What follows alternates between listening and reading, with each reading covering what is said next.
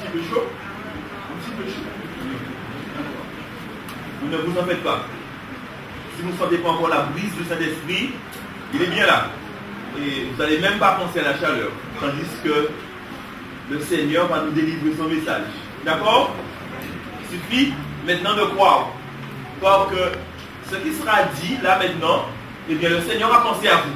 Il a pensé à chacun d'entre vous. Chacun d'entre vous, vous allez trouver une toute petite partie, mais vous allez quand même trouver quelque chose qui va vous fortifier et qui vous rendra fort.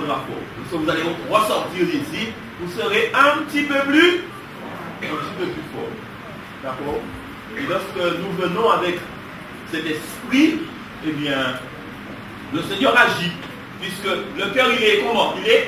Il est ouvert, il est disposé. Donc, la parole qui est semée trouve des racines et bien voilà. Et bien nous grandissons. Nous grandissons à l'ombre de notre Dieu. Et ça, c'est bien. J'ai beaucoup aimé l'histoire aux enfants. Ah oui, c'était une très très belle histoire. Quand je pense que, quand elle est venue tout à l'heure, j'ai l'impression, elle m'a demandé, est-ce que tu as quelque chose pour les enfants? Mais j'avais rien. Mais j'espère que les enfants trouvent quelque chose quand même dans le message. Je suis content de l'avoir eu. Parce que moi j'ai été fortifié. D'accord?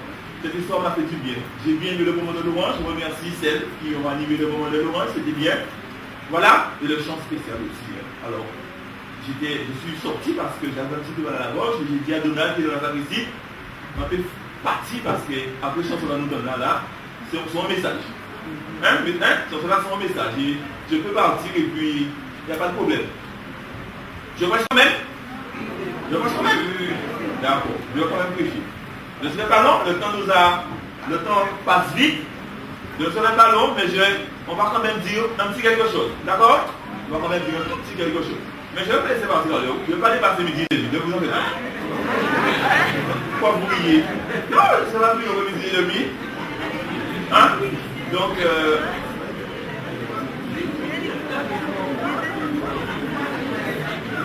quoi? Merci beaucoup. Alors, tout le monde est d'une heure, il n'y a pas de problème. Ne vous en faites pas. Ne vous en faites pas. Ah, j'ai entendu un midi. Je suis content d'avoir entendu midi. Ça, c'est pas. Merci pour la semaine qui a dit. Mais, ne vous en faites pas. Le Seigneur, en ce matin, je pense qu'il a quelque chose pour nous. Tout ce que je vais dire, vous avez déjà entendu. Et c'est souvent le cas quand je parle. Tout ce que je vais dire, vous avez déjà entendu. D'accord? Parce que nous utilisons la même Bible. La même Bible est souvent ce qui est prêché, mais on l'a déjà entendu. Il n'y a aucun problème. Il n'y a aucun problème. Je ne sais pas qui a dit ça la première fois, mais je l'ai entendu.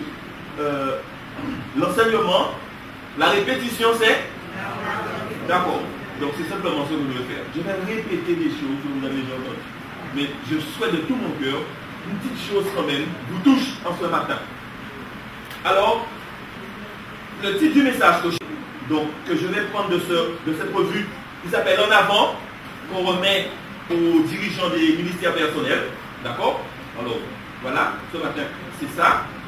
Et s'appelle Développer la vie spirituelle dans l'Église. Je l'ai lu, c'est important. Donc, si on contemple ces tableaux, si on contemple des sculptures, etc., on devient spirituel. Ça, c'est une définition du monde séculier. Alors, on parle également de l'homme spirituel comme l'une des dimensions de son être qui est complétée par l'aspect physique et psychique. Les philosophes, pour leur part, disent que l'homme devient spirituel lorsqu'il s'étudie et s'analyse lui-même, ainsi que la réalité qui l'entoure. Voilà encore une définition. Sur le plan religieux, le terme est utilisé pour décrire la relation entre le croyant et l'objet de son adoration, que ce soit Dieu ou autre chose. Maintenant, nous sommes venus ici adorer Dieu le 7e jour parce que nous croyons en un Dieu commun qui nous a créés. D'accord? Et lorsque nous venons ici le 7e jour, nous disons au monde entier, notre croyance est dans le Dieu créateur. Ça, c'est point important. Donc, la définition de la spiritualité que nous voulons développer en ce sabbat, c'est la définition que nous allons trouver dans le manuel que Dieu nous a donné. Et ce manuel s'appelle la Bible. Alors, qu'est-ce que la Bible enseigne? La Bible enseigne que l'homme est fait d'esprit, d'âme et de corps. L'apôtre Paul définit l'homme comme ceci. D'autre part, la Bible dit dans Jean 4, verset 24, verset que vous connaissez, qu'est-ce que la Bible dit dans Jean 4, verset 24? Que Dieu est esprit. Et il faut que ceux qui l'adorent en esprit et en vérité. Ainsi, la spiritualité biblique est reliée à l'adoration du vrai Dieu. La spiritualité biblique est reliée à l'adoration du vrai Dieu. Nous, en tant que chrétiens, d'accord, croyants au vrai Dieu, nous croyons que la spiritualité, nous l'obtenons uniquement, je dis bien uniquement, uniquement lorsque nous sommes en contact, lorsque nous sommes en relation, lorsque nous adorons le vrai Dieu. Uniquement. D'accord. Ça c'est important le uniquement. D'accord. Alors, l'acte d'adorer est un acte spirituel. Plus on pratique l'adoration, plus profonde devient la relation entre la créature qui adore et Dieu qui est adoré. La spiritualité, c'est de chercher à avoir une relation avec Dieu, source de vie. Cependant, cette relation risque d'être perdue si nous fixons nos yeux sur d'autres aspects. D'accord? Nous faisons perdre de vue Dieu en tant que personne. Avec Dieu, nous pouvons entamer une amitié personnelle et intime telle que nous le faisons avec d'autres êtres humains. Avec le Seigneur, c'est pareil. Ma relation que j'ai avec mon frère et ma soeur, d'accord, c'est le même genre de relation que je dois entamer avec Dieu. Pourquoi? Parce que Dieu est il est une personne. Est-ce que nous sommes d'accord? Il est une personne.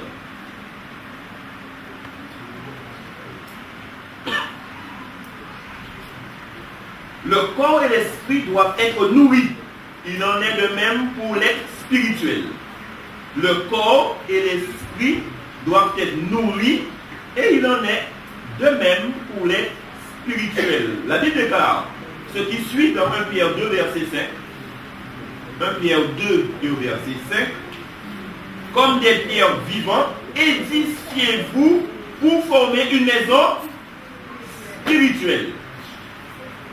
D'accord? Nous sommes considérés comme des pierres vivantes, faisant partie de la maison de Dieu, et nous devons nous édifier pour former une maison spirituelle. Et ça, c'est important pour notre Dieu. Alors, un bébé, dès sa naissance, il doit être comment? Le bébé prend naissance, de tout cas, même dans le ventre de sa maman. Mais quand il prend naissance, le bébé, comment il doit être? Oui, attaché. C'est bien attaché. Mais comment être attaché? Qu'est-ce qu'il doit être? Oui. Alors, dès sa naissance, au niveau spirituel, il est dès sa naissance. Le bébé doit être nourri. Nous sommes d'accord? Depuis, il fait que nous allons manger. D'accord. Alors, la Bible nous fait comprendre que, comme des enfants nouveau-nés, nous devons désirer le lait spirituel et pur afin qu'en le buvant, nous puissions comment? Grandir et parvenir au salut. Alors, depuis le petit bébé, d'accord, eh bien, nous devons nous attacher à la parole pour recevoir le lait. Alors, le lait spirituel, afin que nous puissions grandir. C'est une obligation. Si, dès le petit bébé, nous ne prenons pas ce lait, est-ce que nous allons grandir? Non. D'accord? Nous n'allons pas grandir. C'est sûr. Christ est le pain de vie. D'accord? Donc, le nouveau bébé qui vient de naître, il n'a besoin que du pain venu du ciel pour être nourri.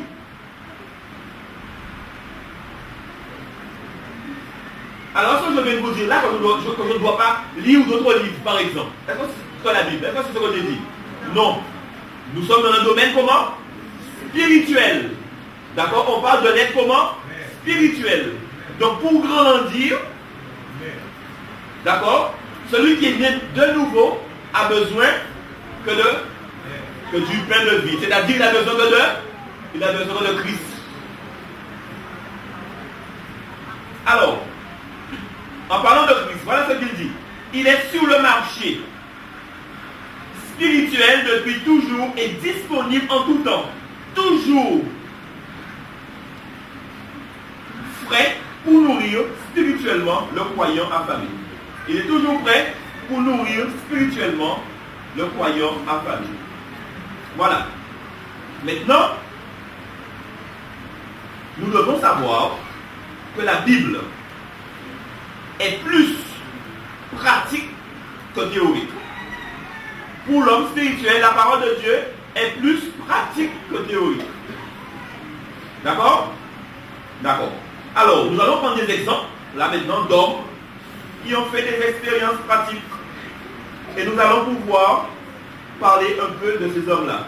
Ézéchiel, par exemple, dans Ézéchiel 3, versets 1 à 3, la Bible déclare, il me dit, fils d'homme, mange ce que tu trouves, mange ce rouleau.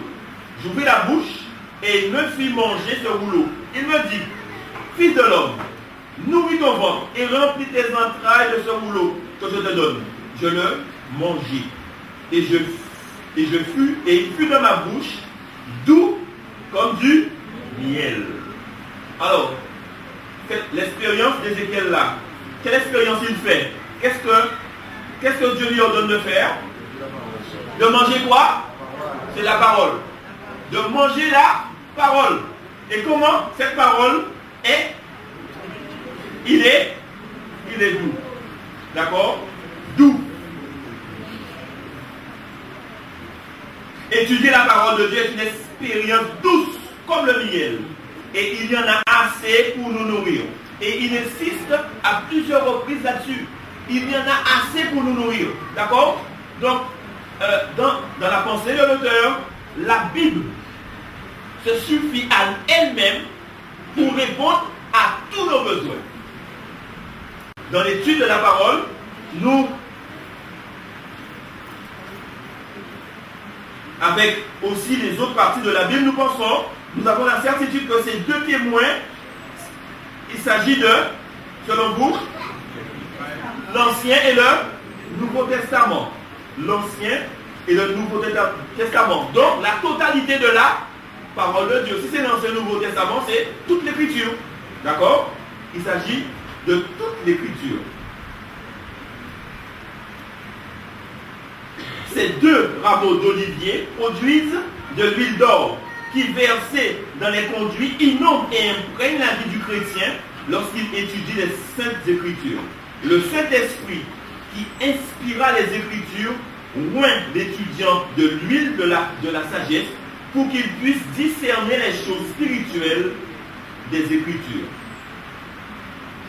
Donc, on a dit que lire la parole de Dieu, c'est une expérience douce, d'accord? Et lire la parole de Dieu nous met en contact avec le Saint-Esprit qui nous guide et qui nous dirige.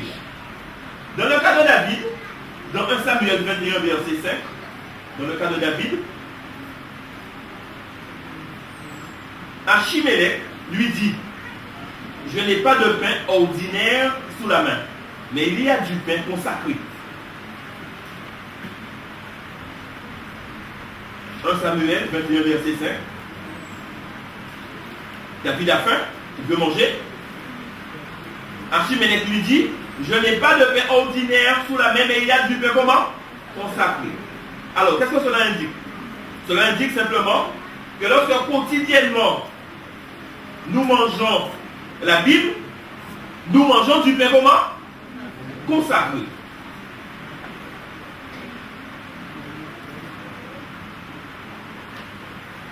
Le pain spirituel, c'est un pain consacré.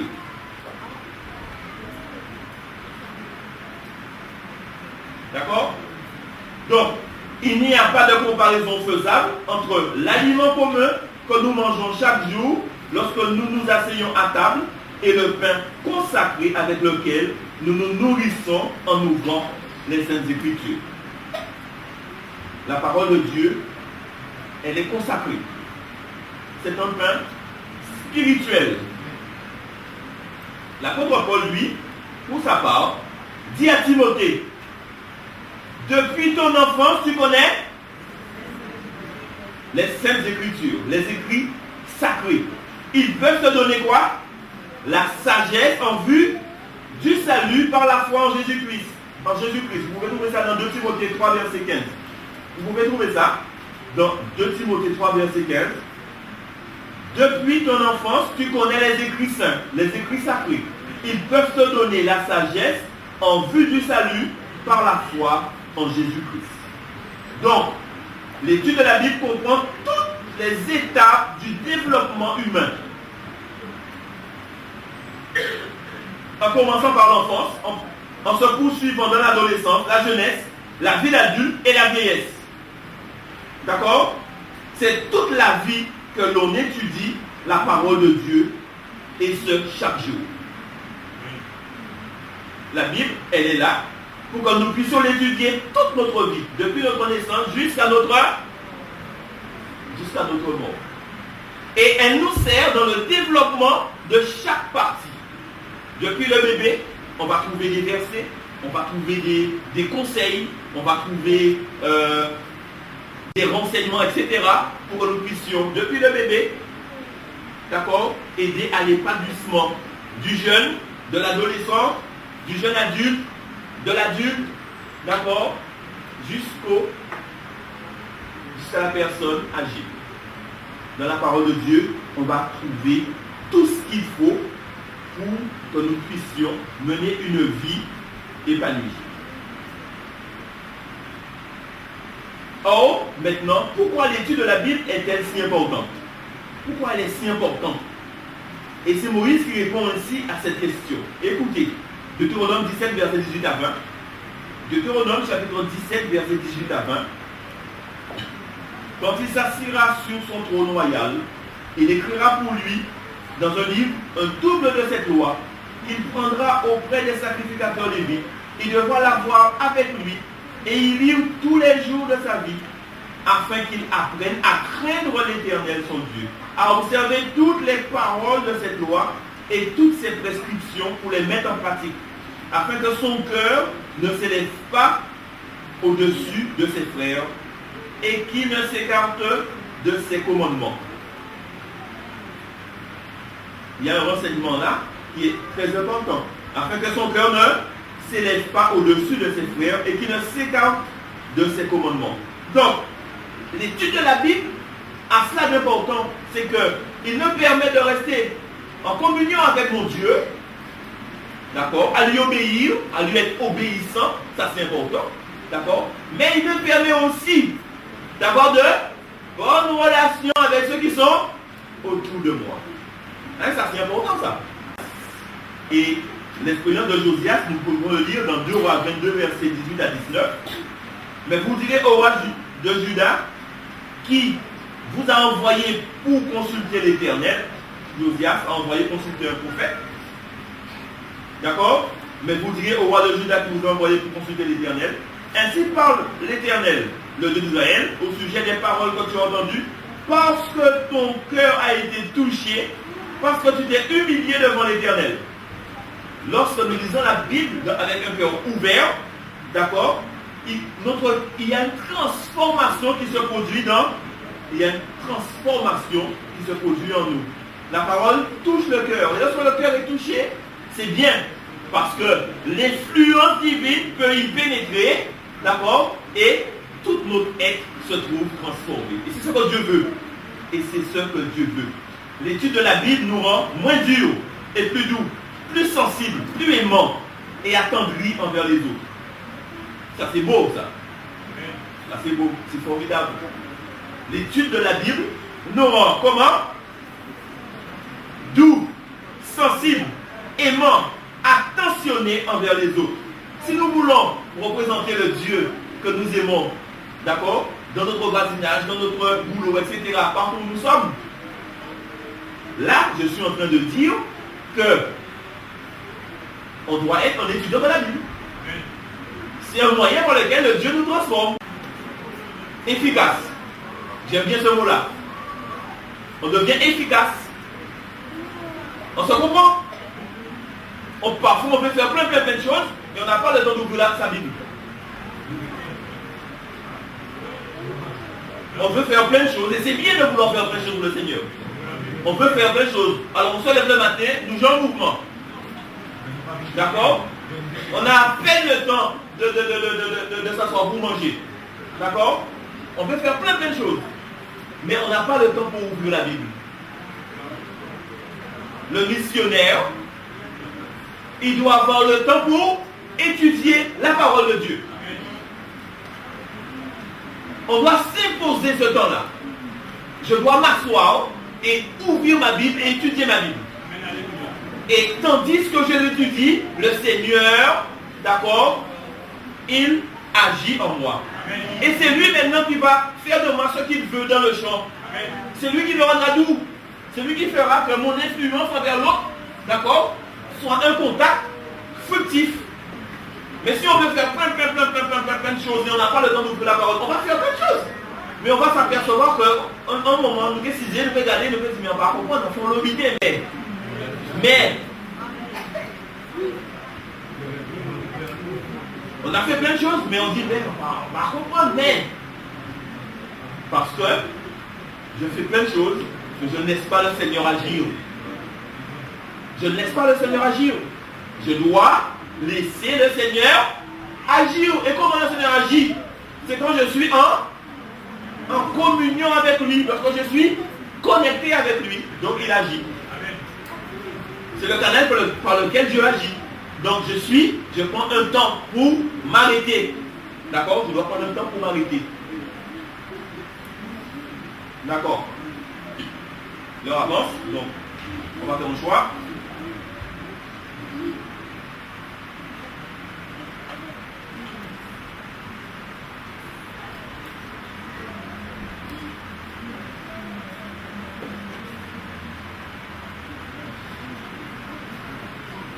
Alors le jeûne dans le développement spirituel, donc il y a l'étude de la parole, la prière, qui est très important.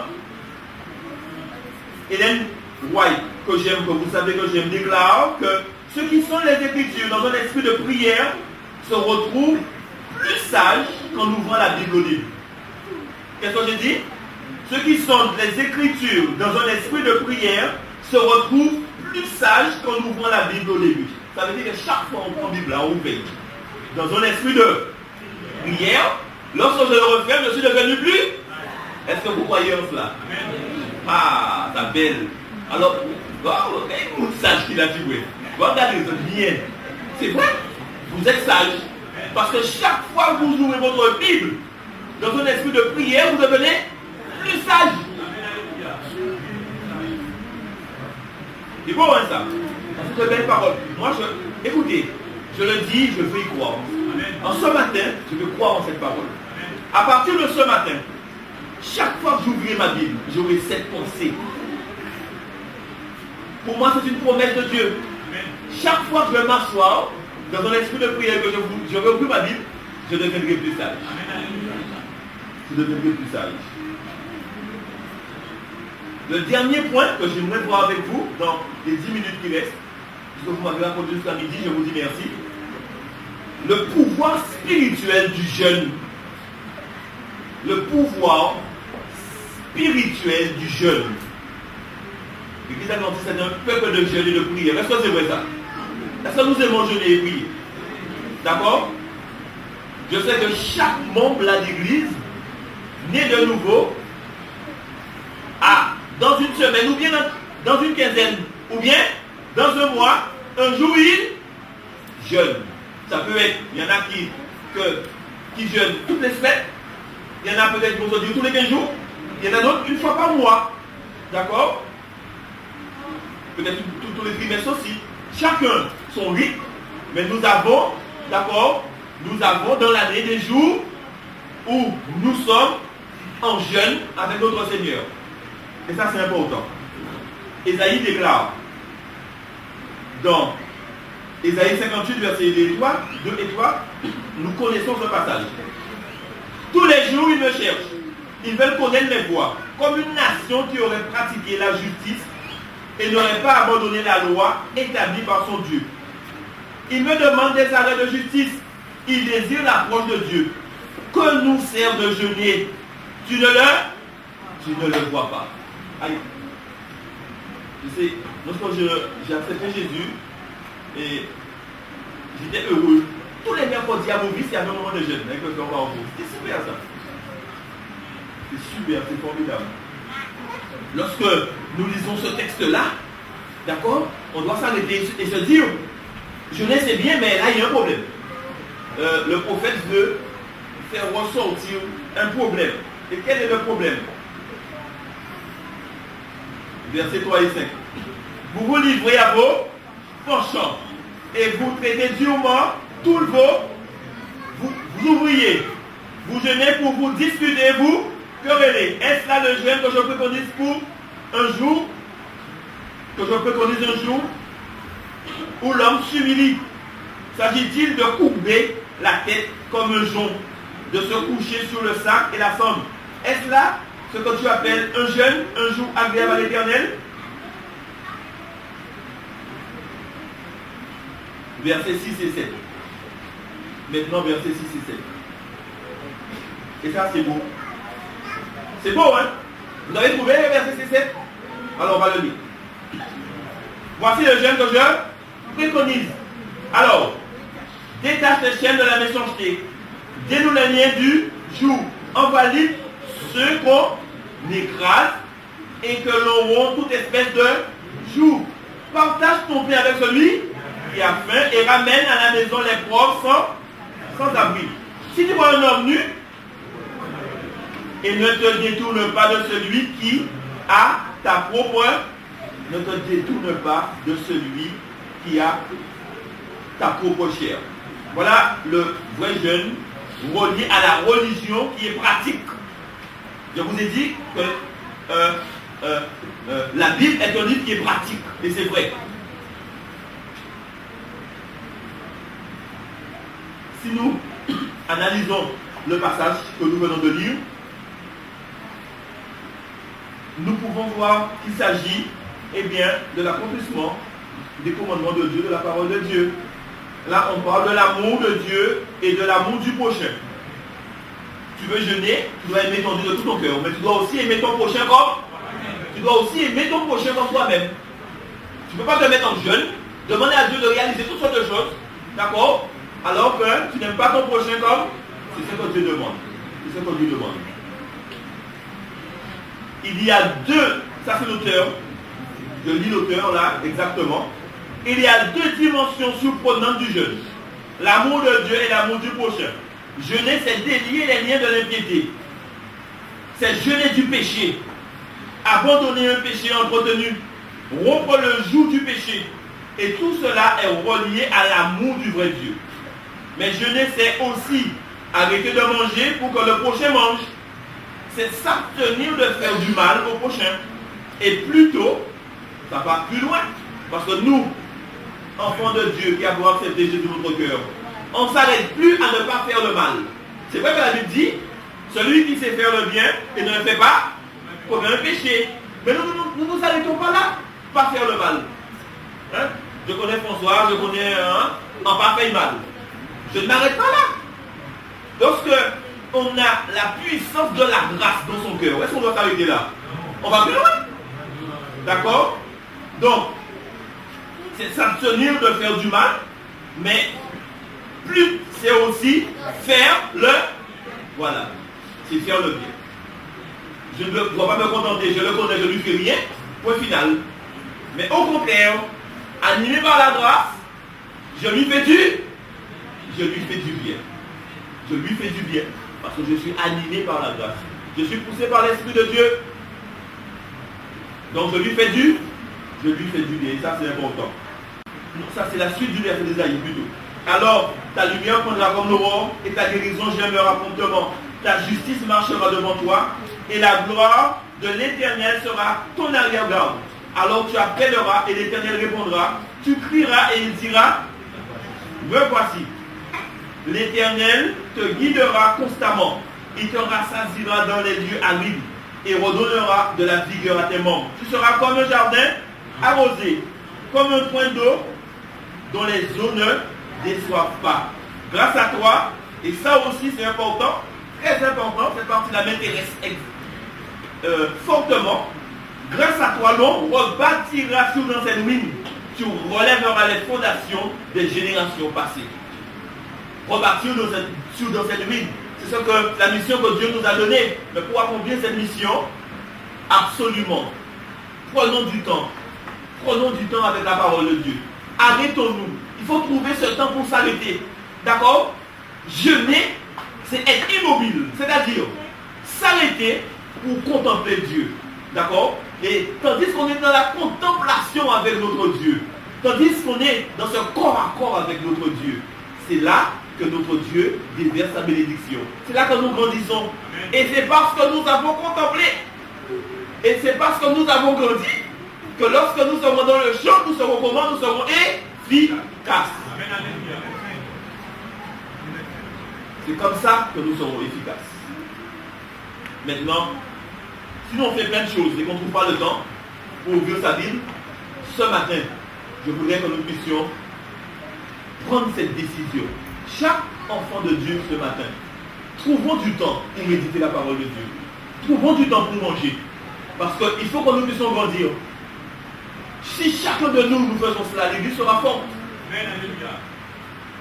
Moi le bois faire, disait Jésus. Et Jésus avait raison de nous faire comprendre que nous sommes le bois comment? Nous sommes le bois sec et Jésus c'est le bois vert. Moi le bois vert, le matin, l'enlever le matin, depuis 3h matin, 4h matin, j'ai du temps avec mon père. Jusqu'à 6h matin, j'ai du temps avec mon père. Je vais sur une montagne, je vais dans le désert, je me retire, je passe du temps avec mon père. Moi le bois vert, mais vous qui êtes le bois sec, vous avez besoin de passer du temps avec moi. C'est un besoin, c'est une nécessité, ce qu'on se dit là. Ce n'est pas lamper en affaire. Si c'est lamper en affaire, il est mort. C'est une nécessité, c'est un besoin, c'est un impératif. Il faut passer du temps avec Jésus. Si je passe du temps avec Jésus, je trouverai l'humilité nécessaire. Je serai, d'accord? Je deviendrai humble, parce que c'est Jésus qui rend humble. Sage, parce que c'est Jésus qui rend sage. Fort, parce que c'est Jésus qui fortifie. C'est Jésus qui l'a dit lui-même, d'accord, qui le vouloir et le faire, c'est lui qui le fait. C'est Jésus. Maintenant, prenons cette décision ce matin. Et je demanderai aux frères qui prient de prier pour ça. De prier pour que Dieu nous aide à trouver du temps pour passer avec dans sa prière, pour sa tante. D'accord? Que Dieu nous aide à trouver du temps pour le contempler chaque jour. C'est ma prière pour moi ce matin.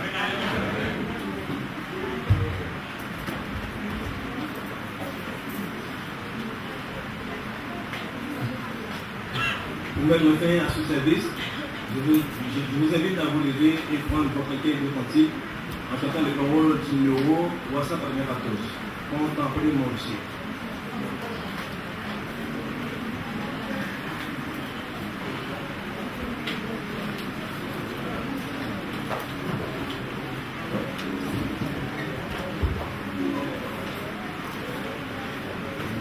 Je demanderai à une personne de l'Assemblée de pouvoir répondre.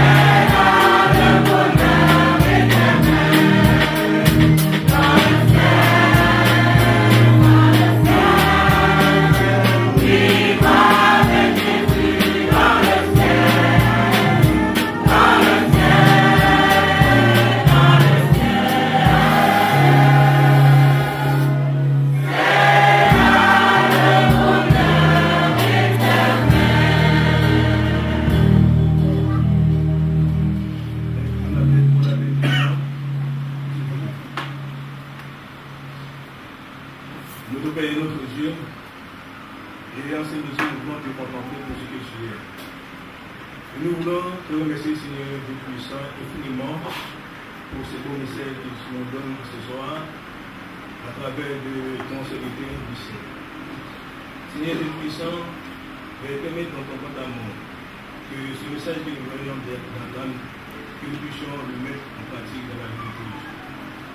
Oh Seigneur Dieu puissant, en ces métiers encore, nous avons appris davantage que la Bible est un livre qui contient ta parole.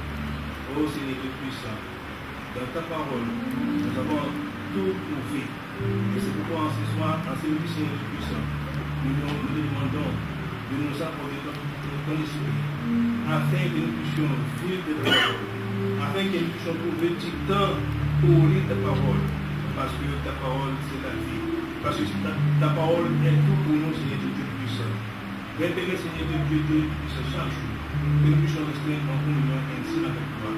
C'est vrai, Seigneur Dieu puissant, tu viendras nous chercher un jour, mais avant tout, Seigneur Dieu puissant, il faut que nous nous préparions. C'est de façon, Seigneur Dieu puissant, le jour où tu apparaîtra, que nous tous ensemble, nous sommes t'acclamer au roi de roi, Seigneur Dieu suprême. Seigneur Dieu puissant, merci de venir nous des enfants. Permets une foi de Dieu, que nous puissions vivre ta parole. Et à cet instant, Seigneur Dieu puissant, nous allons pouvoir quitter celui d'adoration. Puisses-tu nous accompagner dans notre route, de que ta paix, ta grâce, repose sur chacun d'entre nous. Nous t'avons prié, Seigneur Dieu.